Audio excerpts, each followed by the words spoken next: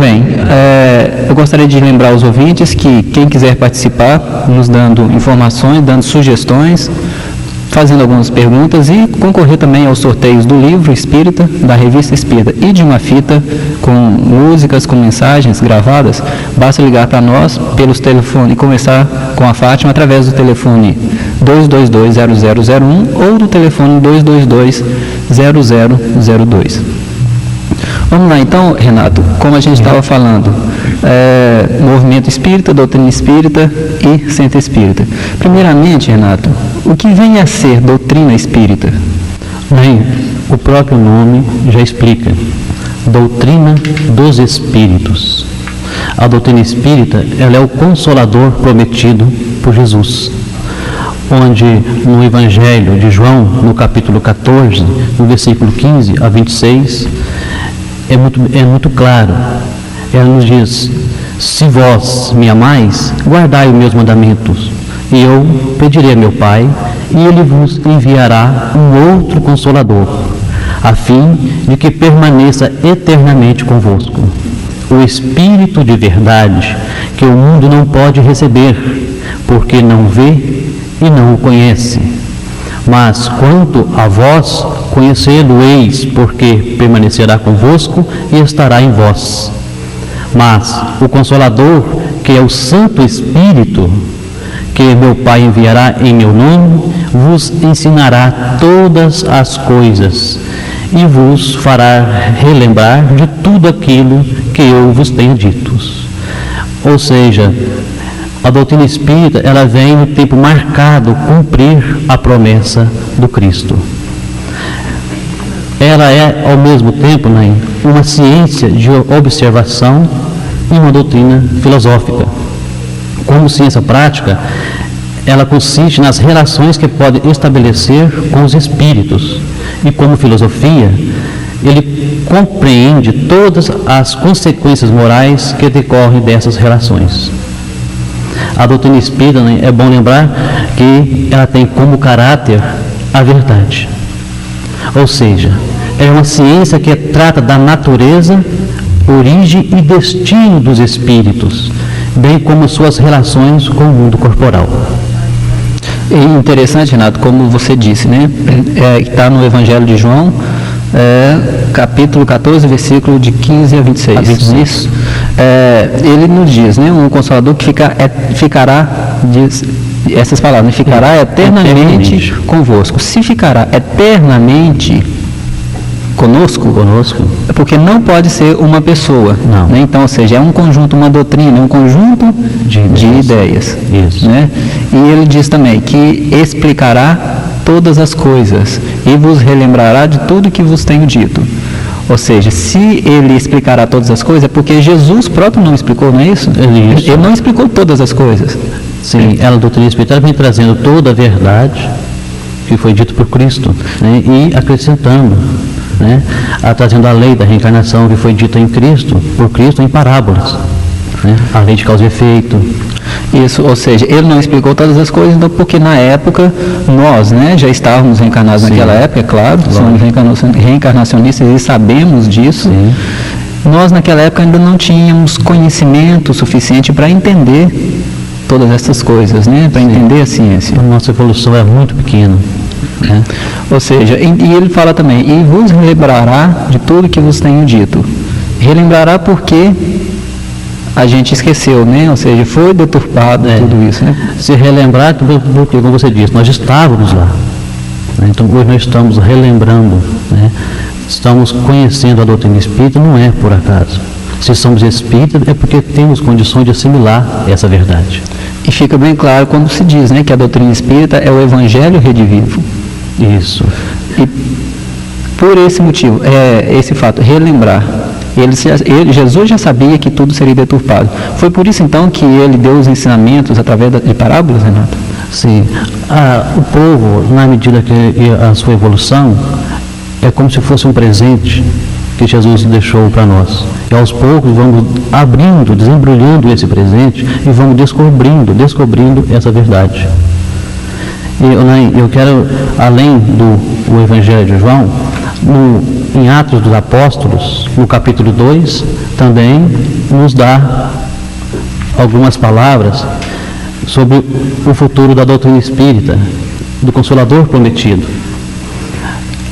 Os Atos dos Apóstolos diz o seguinte: nos últimos tempos, diz o Senhor, derramarei o meu Espírito sobre toda a carne, e os vossos filhos e filhas profetizarão, os mancebos terão visões, e os velhos sonhos. E aí já fecha melhor, né? Já fica mais claro, né, Renato? E então, Renato, quando foi que surgiu a doutrina espírita? A doutrina espírita surgiu na França, no século XVIII, aproximadamente no ano de 1848, era comum os fenômenos em todo o mundo, não só na Europa, como nos Estados Unidos. E, através desses fenômenos, Kardec, o senhor Leon Denisard Rivail Hippolyte, foi estudar esses fenômenos, pois ele percebeu que para uma pergunta inteligente havia uma resposta inteligente. Dali, depois de muitas pesquisas, passando pelo vinco da razão, pela ciência, ele codificou a doutrina espírita, pegou essas mensagens e colocou em ordem, e editou no Livro dos Espíritos, no dia 18 de abril de 1857. Então, nesse 18 de abril de 1857, foi o ano, né, foi a data que apareceu nas livrarias de Paris o primeiro Livro dos Espíritos, né, a primeira edição do Livro dos Espíritos. Então, foi nessa data que surgiu, né? 18 de abril de 1857. 18 de abril de 1857.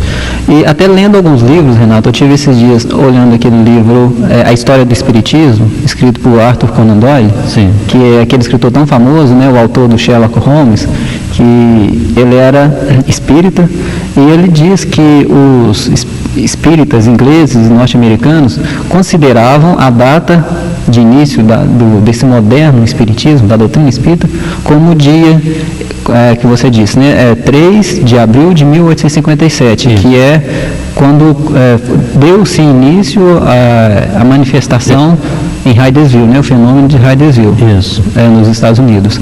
Mas se a gente for olhar, como você disse, a doutrina espírita, que é esse conjunto de ideias codificado por Allan Kardec, né? Perfeito. Surgiu justamente nessa época, né? 18 de abril de 1857, na França. Com a publicação do Livro dos Espíritos. E agora, Renato, espiritismo, kardecismo, espiritismo de mesa são a mesma coisa? Porque às vezes a gente ouve falar, você é espírita, mas você é kardecista, é espiritismo de mesa?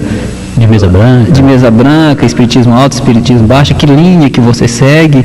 O que é isso, Renato? Por que tem esses termos e qual a diferença desses termos? Seria, como eu te fiz a pergunta, seria a mesma coisa, todos esses termos? Não, é bem diferente. O espiritismo, se pegarmos o ismo, que significa de origem, o que é próprio.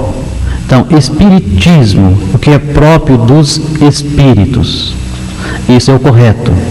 Agora, kardecismo, o ismo não é de Kardec, pois não foi Kardec que fundou, que elaborou a doutrina espírita. Ele só codificou essas ideias, estudou essas ideias, passou pelo vinco da razão, colocou em ordem. Então, se a doutrina espírita não foi Kardec que fundou, então, logicamente, a doutrina espírita, esse ismo, não é de Kardec. Então, eu sou apenas um espírita. Não, eu estou seguindo a linguagem, a mensagem dos espíritos, do espírito de verdade, e não Kardec. E daí a gente pode ver, cristianismo, ismo de Cristo, de Jesus, aquilo que Jesus ensinou. Mensagem. Na verdade, então, o kardecismo estaria errado porque não foi Kardec que ensinou, ele só codificou. Então, quem fala, eu sou o kardecismo, então você está seguindo Kardec, você não está seguindo a doutrina dos espíritos. Está errado. Agora, espiritismo de mesa são a mesma coisa. Espiritismo só existe um como existiu em todos os tempos.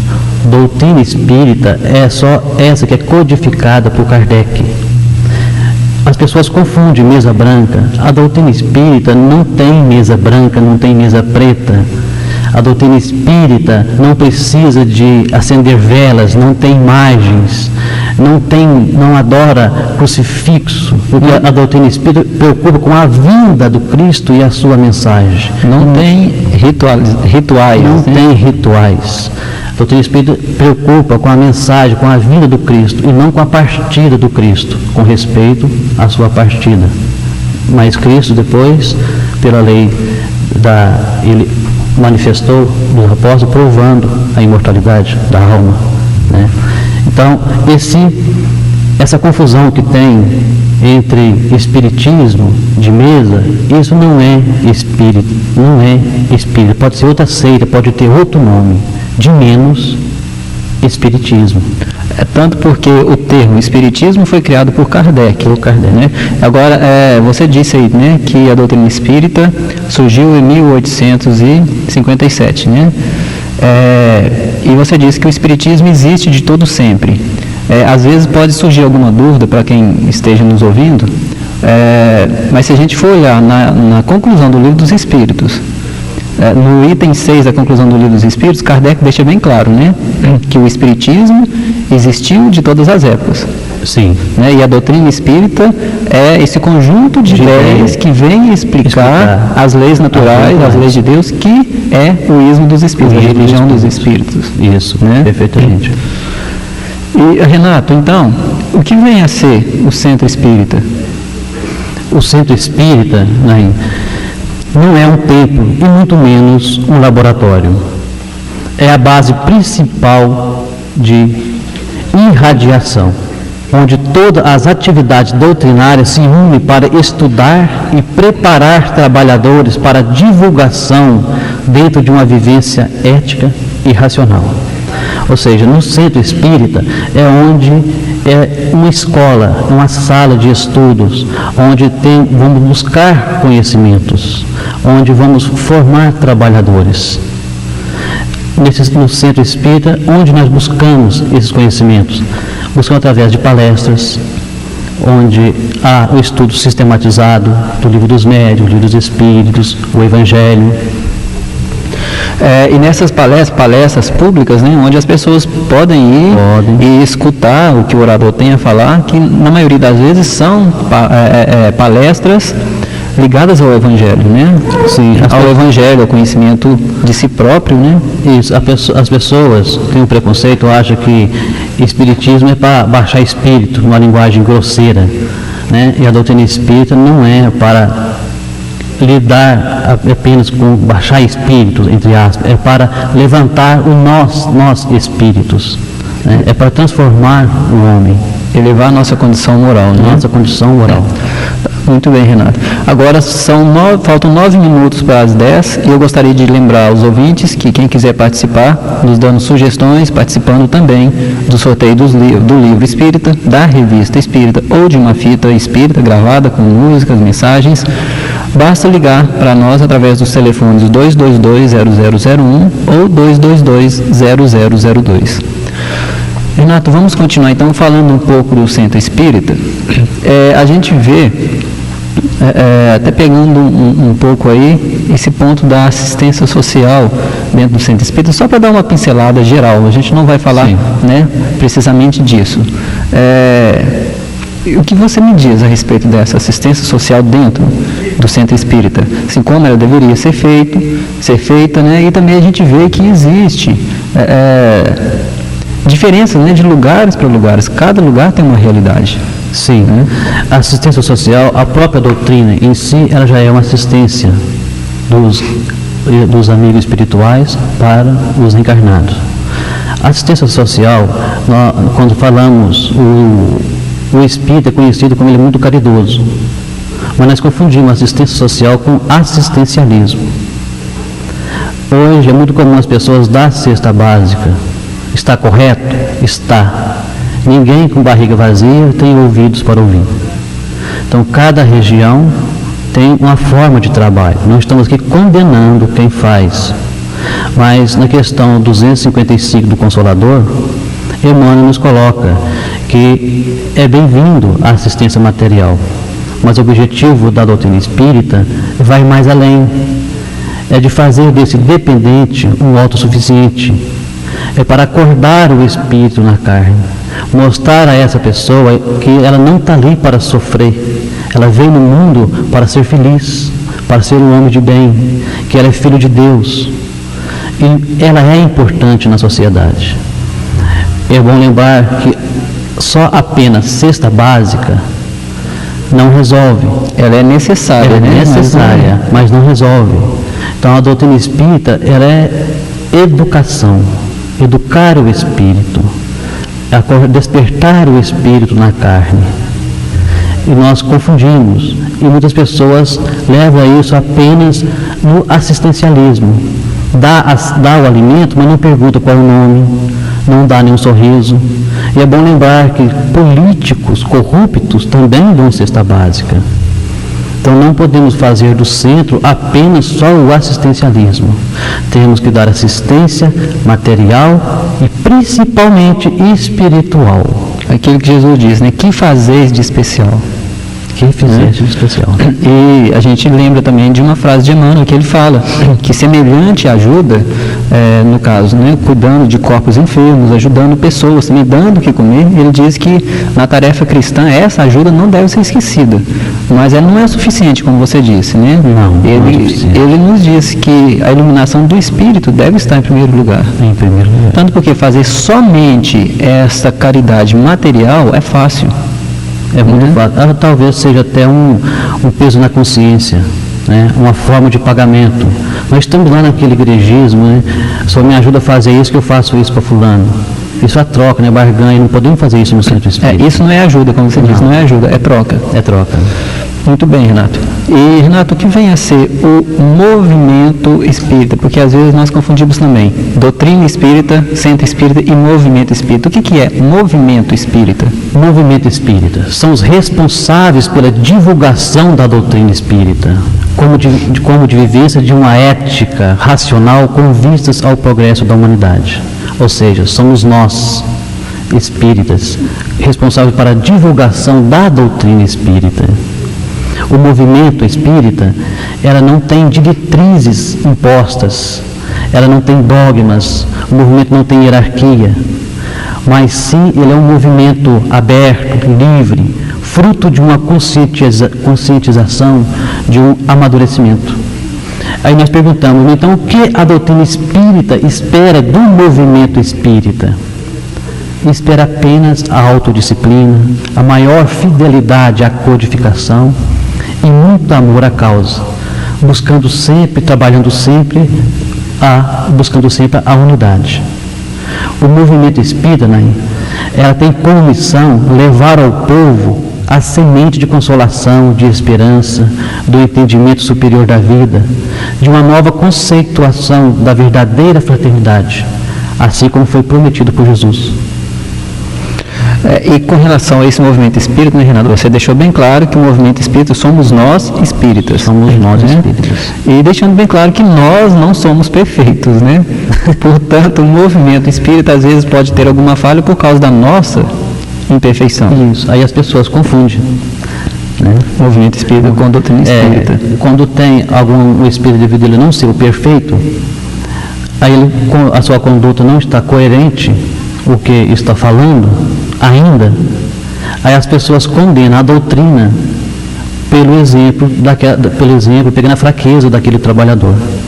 E a doutrina espírita, ela é perfeita, ela não veio dos homens, ela veio do plano espiritual para o plano físico, ela é intocável. Muito bem. Renato, e qual o papel da doutrina espírita, do centro espírita e do movimento espírita? O papel da doutrina espírita, diz Emmanuel, que o papel da doutrina espírita é muito maior que possamos imaginar, pois ela retificará os erros da história que os homens burilaram ao longo dos tempos, ela restaurará a religião do Cristo, que se tornou um objeto de comércio. Infelizmente, o que dai de graça, o que de graça recebeis, infelizmente, muitas pessoas estão ganhando dinheiro em cima disso. E a gente vê, né, desse comércio, né, o tanto que deturparam a doutrina de Jesus, o tanto que deturparam o cristianismo, né? A gente vê nas cruzadas, né, a história medieval do nosso planeta, quantas pessoas foram mortas, digamos, em nome de Deus, né? Como se Deus quisesse que os seus filhos fossem exterminados em nome dele próprio. Deturparam muito, né, essa doutrina que precisa voltar a ser límpida, como era desde o início, né? Naquela época, até hoje, algumas pessoas ainda estão aqui encarnadas no ano 2000, mas estão com a mente lá atrás, nas cruzadas, como você disse. Há algum tempo, as pessoas eram sacrificadas, eram mortas, queimadas, sacrificavam o corpo. Hoje, nós não precisamos mais sacrificar o corpo, mas precisamos sacrificar o orgulho e o egoísmo. E a doutrina espírita tem essa missão de restituir toda a verdade que foi dita por Cristo. Reviver o cristianismo. Ela instituirá a verdadeira religião, aquela religião natural, aquela que é parte do coração e vai diretamente a Deus. Ela tem como missão extinguir para sempre o ateísmo e o materialismo. Enfim, o Centro Espírita. O Centro Espírita, né, tem como papel formar, conscientizar a sociedade para a verdade. É reformar trabalhadores para desempenhar a propagação da doutrina espírita para a renovação do homem, integrando-o no grupo familiar com vistas ao progresso espiritual da sociedade. A doutrina espírita, o Centro Espírita, né, então, como eu disse, tem como o papel de formar os trabalhadores para trabalhar lá fora. Muito bem, Renato. E nós podemos, então, nós podemos agora ir para os comerciais, porque já são 10 horas, e nós voltaremos daqui a pouco, continuando a conversa com o Renato, falando sobre movimento, doutrina e Centro Espírita. E sinta a emoção de viver agora as cores da estação. Cactus, a sua moda jovem. Cactus, a sua moda agora. Cactus nos momentos com você. Cactus, Espírito Santo 512, 037-222-4755 e Dig Shop, Avenida JK 1200, Nossa 44.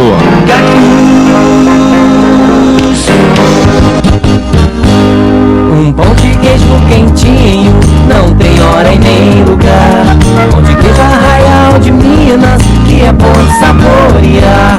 Com suco, café ou chá, ele fica bom demais.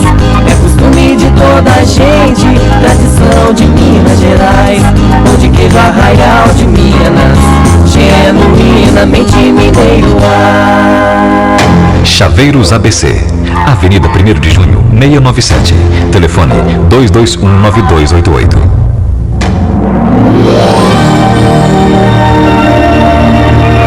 Confecções Ecoa Corpore, Rua Pernambuco 702 e 708, Corpore, Indústria e Comércio, telefone 222-1355.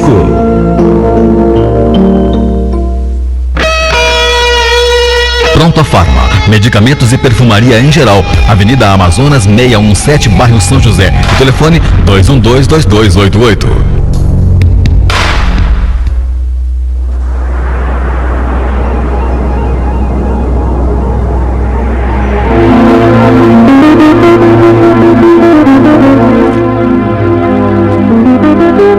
Estamos de volta conversando com o Renato sobre movimento espírita, doutrina espírita e centro espírita. Eu gostaria novamente de relembrar da peça teatral que vai ter aqui em Divinópolis, no Teatron, nos dias 18 e 19 de setembro, O Solitário. Os ingressos serão vendidos antecipadamente ao valor, no preço de R$5. E no dia vai ser um pouco mais caro, serão vendidos pelo preço de R$7. E antecipadamente poderão ser adquiridos na Banca Espírita, no quarteirão fechado da Rua São Paulo, perto do Banco do Brasil. E essa peça é uma realização do grupo teatral educativo de Juiz de Fora, o grupo Arte e Vida. Pois bem, Renato, um ouvinte nos ligou agora há pouco, dizendo o seguinte, que na Igreja Católica e em outras doutrinas também, eles esperam ainda a volta de Jesus. O que você tem a dizer disso, para esclarecer melhor essa nossa ouvinte? Vamos começar perguntando, Jesus vai voltar para quê? Se tem 2000 anos que ele deixou a mensagem e a humanidade ainda não entendeu a sua mensagem, por que motivo ele vai voltar? Para separar o joio do trigo aqui na terra? Não faz sentido. E no Evangelho de João, como nós lemos, é muito claro que quando nos fala, eu posso ler novamente, que ele enviará outro Consolador a fim de que permaneça eternamente convosco. Quer dizer, se vai ficar eternamente é que não vai morrer nunca. Então não é pessoa física, é em espírito que ele fala mais à frente, o espírito de verdade que o mundo não pode receber, porque não vê e não conhece. Mas quanto a vós conhecê-lo-eis, porque permanecerá convosco, ou seja, estará em nós. Então é essa ideia. Isso. Mas o Consolador, que é o Santo Espírito, que meu Pai enviará em meu nome. Então, quer dizer, não é ele que vai voltar, é o Pai que ele conhece, que vai enviar em nome dele. Então, se fosse ele ia falar bem claro, eu voltarei, né, para dissipar os orgulhosos e tudo mais. Mas não foi assim, como está no capítulo 14 de João. Que meu Pai enviará em meu nome e vos ensinará todas as coisas e vos fará lembrar tudo aquilo que eu vos tenha dito. Está muito bem claro. Só não tem olhos, só não vê quem tem olhos para ver mesmo, quem não quer, que está se deixando levar pela sua religião.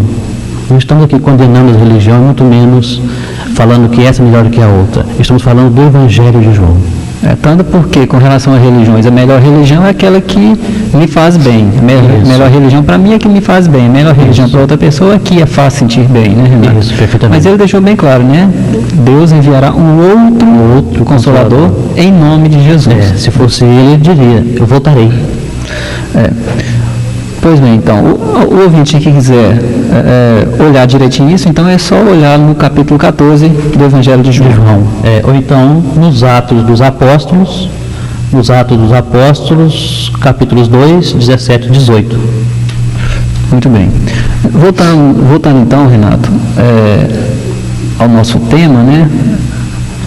Você fez a pergunta número 6 e não foi possível responder a diferença o papel do movimento espírita. Sim. Ficamos pendentes. Então, o papel do movimento espírita é a aplicação da doutrina espírita em todos os sentidos.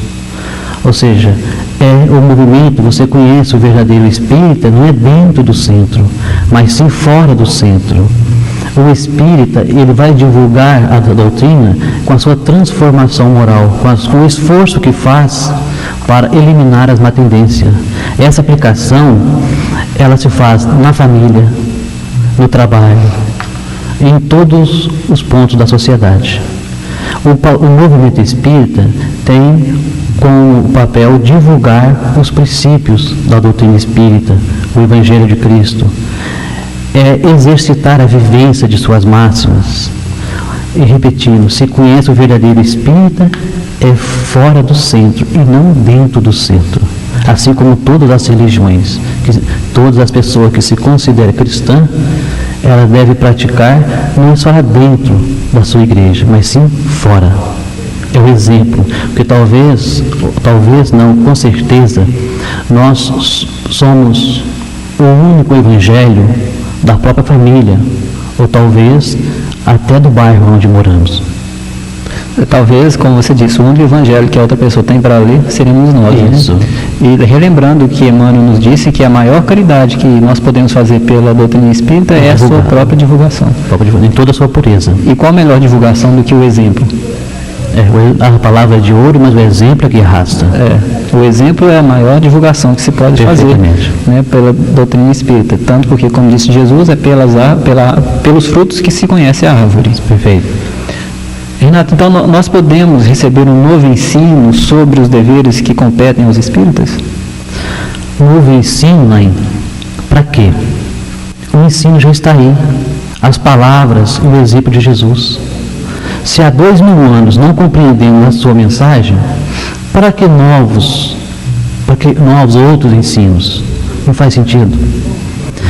Todo aquele que se considera cristão, seja espírita ou não, deve se esforçar o máximo para buscar a iluminação de si mesmo, antes, porém, de cobrar a iluminação dos outros no cumprimento dos seus deveres.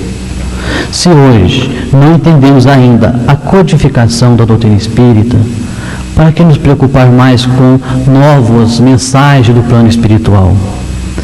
É bom lembrar que só o Chico Xavier são mais de 400 obras psicografadas. Que o Chico Xavier não escreveu nenhum livro, apenas psicografou. Divaldo Franco foi milhares.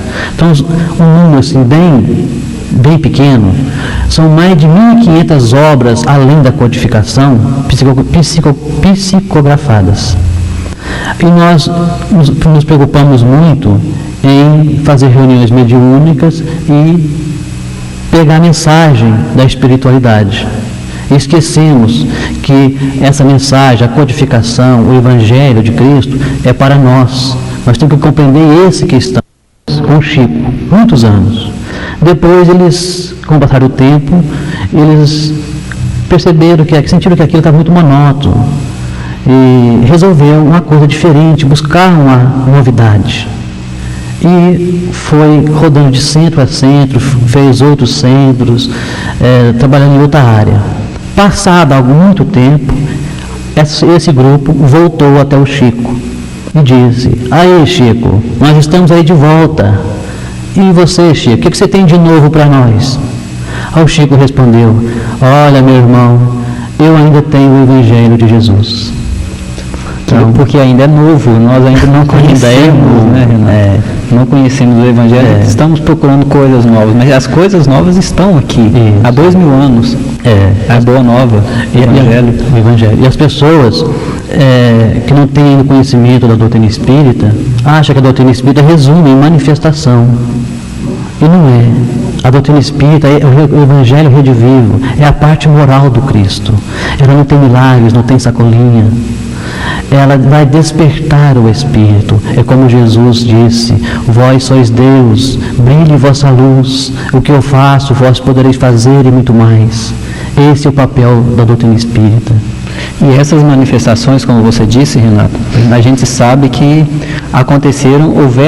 houve muitas manifestações no início da codificação da doutrina espírita para que chamasse a atenção das pessoas.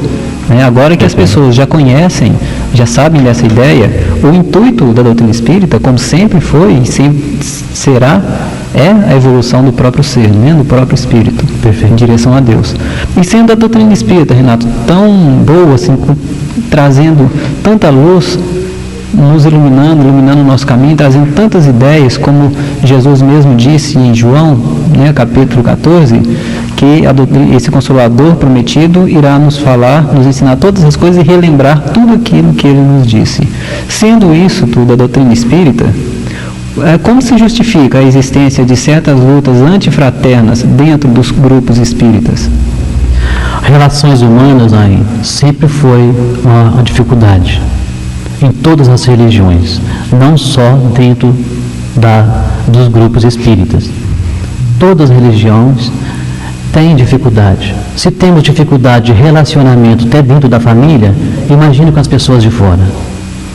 Mas dentro dos grupos espíritas específicos, vamos responder dentro do Livro dos Espíritos, na questão 785, com a seguinte pergunta: qual o maior obstáculo ao progresso moral? E a resposta da espiritualidade: o orgulho e o egoísmo. E é do orgulho e o egoísmo que acaba gerando certo partidarismo dentro do movimento espírita. É aquele que se deixa levar pela vaidade, pelo amor próprio, que quer ser diferente, que quer destacar. E nós temos que estar conscientes que para levantar, para divulgar, para levantar o centro, para divulgar a doutrina espírita, precisamos ser pequenos para levantar e não ser o maior e rebaixar o movimento. E esquecendo que somos uma família que deve gerar o amor e a simplicidade. Nós falamos muito em caridade dentro do movimento espírita, esquecendo de colocar em prática dentro do próprio movimento. Na questão 886 do Livro dos Espíritos, há uma pergunta: qual o verdadeiro sentido da palavra caridade, como entendia Jesus? Benevolência para com todos, indulgência para com as imperfeições alheias e perdão das ofensas. Ou seja, Jesus respondeu em uma frase: amai-vos uns aos outros como irmãos. Nós temos Deus como Pai, mas não temos como seus filhos como verdadeiros irmãos. Aí o ouvinte pergunta: mas então qual o remédio para tantos problemas? Qual o remédio para as dificuldades das relações humanas? O remédio é aquele remedinho caseiro que todo mundo, a maioria das pessoas tem em casa, mas não faz uso. Geralmente fica dentro da prateleira, aberto, mas não lê. É o Evangelho de Jesus. Então, essa existência é porque o orgulho, o egoísmo, que é próprio do ser humano, está acima do amor a Deus. O amor acima de todas as coisas. É como você disse, o relacionamento de pessoa com pessoa realmente é difícil, porque a gente acaba tocando aí no orgulho e no egoísmo, né, Renato? O orgulho e no egoísmo nos fere. Agora, com relação, Renato, ao conhecimento, o espírita, para evoluir na doutrina, ele necessita estudar e meditar por si mesmo, ou será suficiente frequentar os centros espíritas esperando a palavra dos amigos espirituais? Essa pergunta é muito polêmica, né? Olha, você disse esperando a palavra dos amigos espirituais. Se este espírito for realmente amigo, ou seja, se for um espírito de luz, ele será sincero, assim como Emmanuel em suas obras, através de Chico Xavier. E vamos passar pelo vínculo da razão, pela lógica. Pois é indispensável que cada um se esforce no estudo, na meditação, no cultivo e na aplicação da doutrina espírita em nossa vida. Agora, os fenômenos espirituais não traduzem a aquisição do conhecimento. Então, o Emmanuel nos coloca que é como você acender uma lâmpada da CEMIG. Os fenômenos, ele vai despertar apenas a atenção, vai clarear por fora, mas não vai iluminar por dentro. E um guia espiritual, ele poderá ser um bom amigo, mas ele nunca poderá desempenhar os nossos deveres. E nem vai nos arrancar as provas e as experiências que nós precisamos de passar pela nossa iluminação. Resumindo, a felicidade, ela não cai do céu, ela é conquista. É consequência da nossa luta. Da nossa luta. Então, infelizmente, algumas pessoas se deixam levar pelas comunicações espirituais. Esquece do Evangelho, que está toda a receita para nosso burilamento, para nosso autoconhecimento.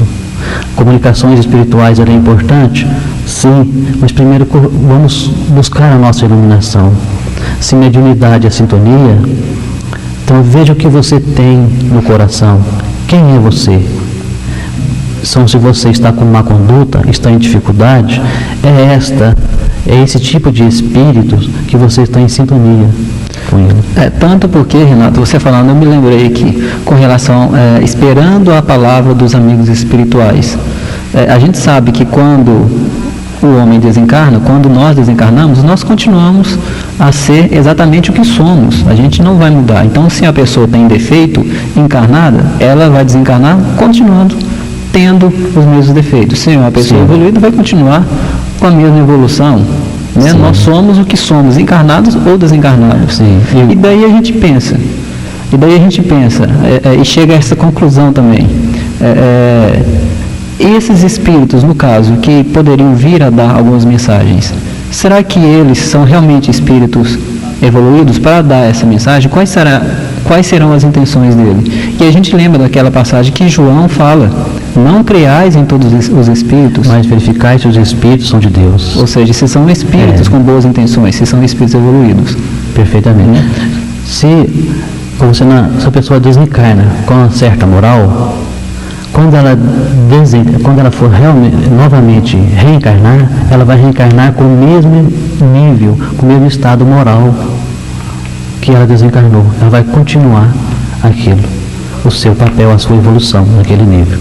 Quanto às comunicações, é bom a gente ficar atento. Primeiro é o Evangelho, como diz o Chico, e as obras kardecianas. Depois, prepare o trabalhador que o serviço aparece. O que tiver de novo, virá através. E a gente vê algumas, dentro do centro espírita, às vezes a gente vai assistir uma palestra, e a gente vê tantas palestras bonitas, né, Renato, que traz tanto ensinamento, a gente vê tanto conhecimento, no caso do orador, da pessoa que está fazendo a palestra. Mas, embora essa palestra seja tão bonita, não é suficiente, né? É preciso também a gente estudar, trabalhar. É constante. Isso mesmo. E agora, Renato, como deverá agir o espírita sincero quando ele se encontra perante certas extravagâncias doutrinárias? A doutrina espírita, Nair, tem como caráter a verdade. E nós do movimento somos responsáveis pela sua divulgação. E temos de ter o cuidado, Nair, para não ferir o sentimento das pessoas quando surgem alguns problemas dentro do movimento. Não esquecendo, é lógico, os princípios evangélicos.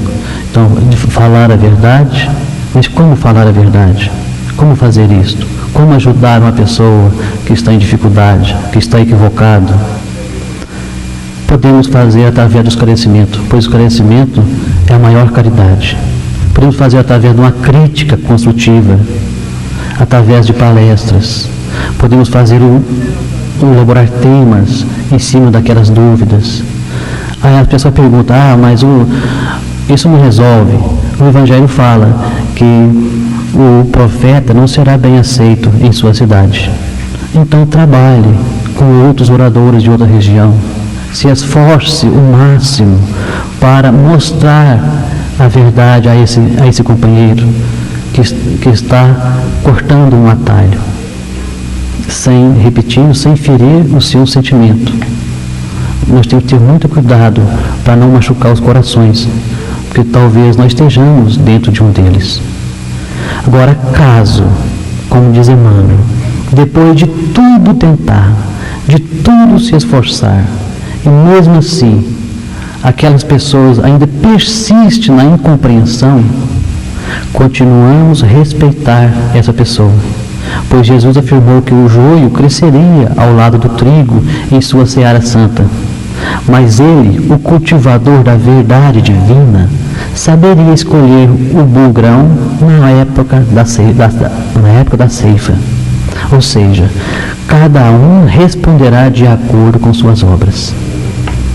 E com relação a isso, Renato, é interessante que a gente esteja mais aberto às críticas.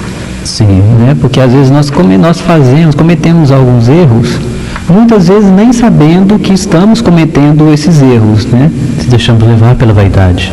Isso. E é interessante receber, ou seja, é interessante que um amigo que nos veja cometendo esses erros chegue para nós e nos mostre aquilo que nós cometemos, porque isso é caridade. É caridade. E, como você disse, temos que abrir para a crítica. É a forma mais fácil de crescermos, de corrigir os nossos pontos, nossas fraquezas. É através de uma crítica de pessoas que têm conhecimento da verdade. Da mesma forma como nós gostaríamos que chegasse alguém e nos criticasse, essa crítica construtiva nos mostrasse o nosso erro, seria caridoso também da nossa parte que a gente chegasse para as pessoas, para os nossos amigos, e mostrasse a elas aquilo que elas estejam fazendo de errado, né? Porque muitas vezes elas nem estão percebendo. Mostra também o remédio. Você está errado, está equivocado, o caminho é esse aqui, desperta. Agora, se a pessoa fala assim: eu não tenho erro, eu não sou isso, já está errando. É meio complicado porque a gente tem que ter muito tato também, porque tem pessoas difíceis de se conviver, né? De mostrar que elas às vezes cometeram algum engano. É só falar com amor. Fala elogiando.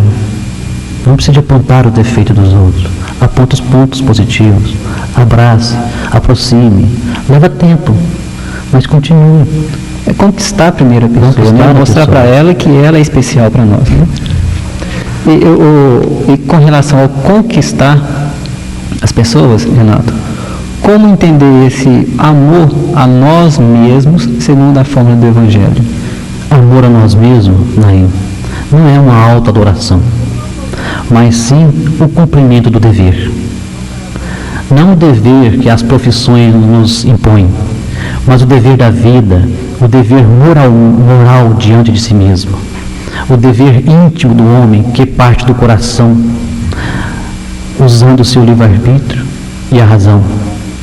O dever buscando a iluminação íntima, a autoeducação, obedecendo às leis naturais e perseverante na fé, aprendendo sempre com o Mestre Jesus Cristo, e irradiando também o amor espontaneamente a todo que nos aproxima. Resumindo, o amor a nós mesmos é a paz na consciência. É porque Jesus nos ensinou a amar o próximo da mesma forma que nós amamos a nós mesmos. Perfeito.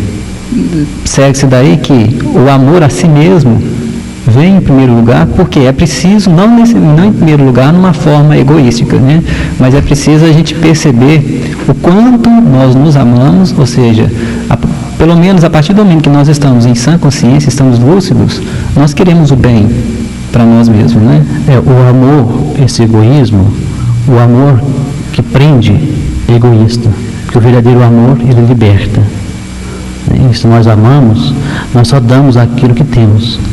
Então o amor primeiro parte de nós, o amor a nós mesmos. Isso, e tendo essa comparação, ou seja, eu me amo dessa forma. Então, a partir deste ponto, eu vou ter um parâmetro para ver como eu deverei amar também aquele que está à minha volta. Fazer com os outros aquilo que gostarias que fizesse com você. Isso, é o amor aos outros, né? Sim. Mas, Renato, e tem uma passagem do Evangelho que Jesus nos diz o seguinte, que ele fala que aquele que não largar sua família, largar os seus entes queridos em nome do reino de Deus, não seria digno de segui-lo.